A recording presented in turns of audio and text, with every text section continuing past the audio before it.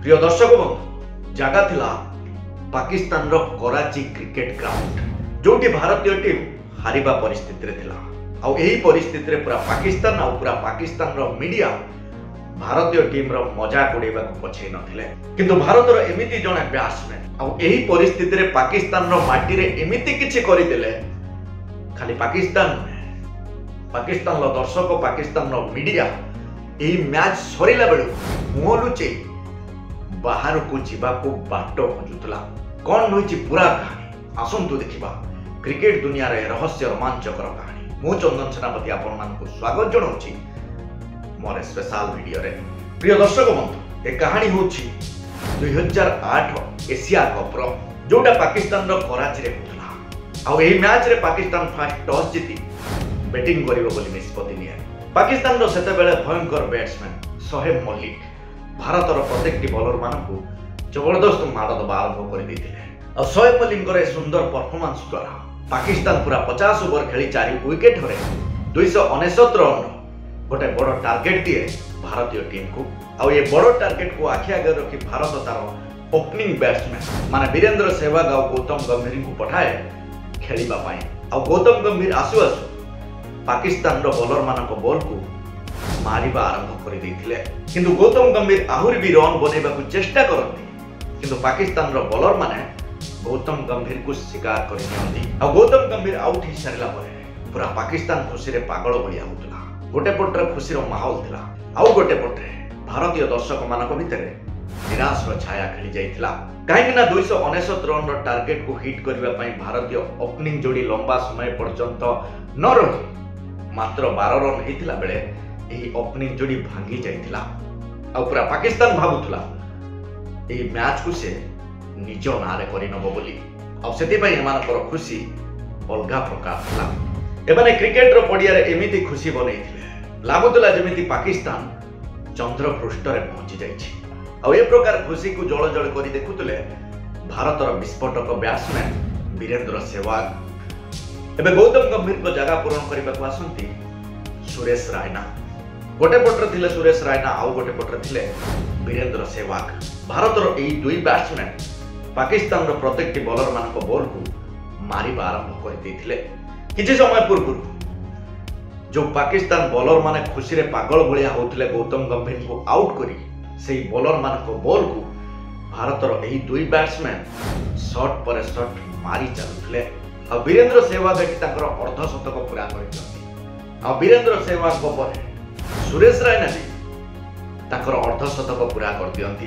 प्रिय दर्शक बंधु जेतेबेले एही दुई बैट्समैन मानकर अर्धशतक पूरा हो जाइथिला सेतेबेले पाकिस्तान रो प्रत्येक बॉलर मानक बॉल को फुल स्पीड रे फुल जोश रे धोइबा आरंभ कर देथिले। आ किछि समय पूर्व गौतम गंभीर आउट हो जाइथिला बेले जो पाकिस्तान रो दर्शक माने खुशी रे पागल भलिया होतले भारत रो एही दुई बैट्समैन माने वीरेंद्र सहवाग और सुरेश रायना जो टाइप रो निर्घात माड़ दउथले एमानक बॉल को पाकिस्तान रो दर्शक माने मने मने एया भाबुतले माटी आमर देश आमर पडिया आमर आमरी देश रे आमरी माटी रे आमरी पडिया रे जो टाइप रो एमाने माड़ दउछंती गोटे मैच को भारत इजी रे आम ठारू छड़े नबो। एही दुई बैट्समैन को बैट रो एमिति रन रो वर्षा होतला देखु देखु स्कोर पहुंची जाइथिला 200 रन रे। प्रिय दर्शक बंधु जेतेबेले सब किछि ठीक ठाक चालुथला जेतेबेले भारतीय दर्शक माने खुशी होतले सेतेबेले भारत को लागिथिला बड़ झटका माने 84 रन करी सुरेश रायना आउट हो जाइथिले। एबे सुरेश रायना को जगह पूर्ण करबा को आसंती सिक्सर किंग युवराज सिंह। सुरेश रायना को आउट करी पाकिस्तान रो खेलाड़ी माने भाबुथले भारत रो युवराज सिंह जेतेबेले एंट्री मारिले पाकिस्तान रो खेलाड़ी मानकर गोटे प्रकार मुंड खराब हो जाइथिला। सेमाने बोधे एया भाबुथबे जे आउट हेकी गले से ऊपर आकार रे तळ आकार रे बॉल को बाउंड्री रो बाहर को पठौथले, किंतु एबे जे आसिले से तो ऊपर ऊपर बॉल को आकाश रे उड़ेबे। आ सेपट रे थिले वीरेंद्र सहवाग। ए दुई बैट्समैन को देखि पाकिस्तान रो चिंता बढ़ी जाइथिला। भारत रो ए दुई बैट्समैन मिसी पाकिस्तानी बॉलर मानक बॉल को छेचिबा आरंभ कर देथिले। जेतेबेले दर्शक माने खुशी थिले जेतेबेले भारत रो रन बढ़ी बढ़ी चालुथला सेतेबेले ଦୁଃଖର କଥା ବୀରେନ୍ଦ୍ର ସେହୱାଗ ଆଉଟ୍ ହେଇଯାଇଥିଲେ। କିନ୍ତୁ ବୀରେନ୍ଦ୍ର ସେହୱାଗ ସିନା ଆଉଟ୍ ହେଇଯାଇଥିଲେ, କିନ୍ତୁ ଯିବା ପୂର୍ବରୁ ଖେଳକୁ ଗୋଟେ ପ୍ରକାର ସାରି ଦେଇଥିଲେ। ଏଠି ଭାରତକୁ ଜିତିବା ପାଇଁ ଦରକାର ହେଉଥିଲା 19 ଓଭରରେ 69 ରନ୍।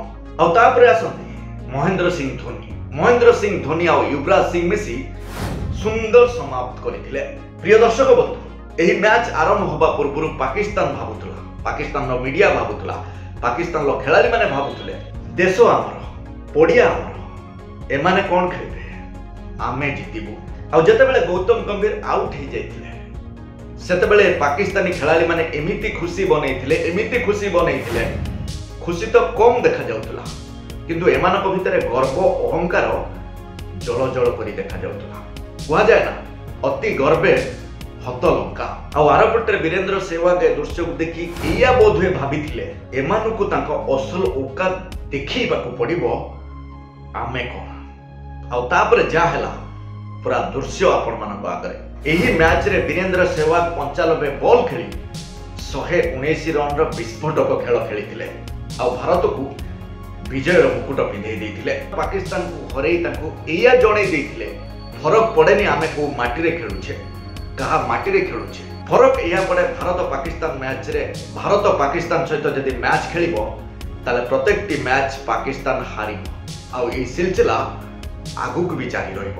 ପ୍ରିୟ ଦର୍ଶକ ବନ୍ଧୁ, ଏହି ଟାଇପ୍ର ଭିଡ଼ିଓ ଦେଖିବା ପାଇଁ ଲାଇକ୍, ସେୟାର, ସବସ୍କ୍ରାଇବ୍ କରିବାକୁ ଜମାରୁ ବି ଭୁଲିବେନି। ରହୁଛି, ପୁଣି ଦେଖା ହବ ଆଉ ଗୋଟେ ତାଗଡ଼ା ଭିଡ଼ିଓ ସହିତ। ସେତେ ପର୍ଯ୍ୟନ୍ତ ବିଦାୟ ଦିଅନ୍ତୁ। ନମସ୍କାର।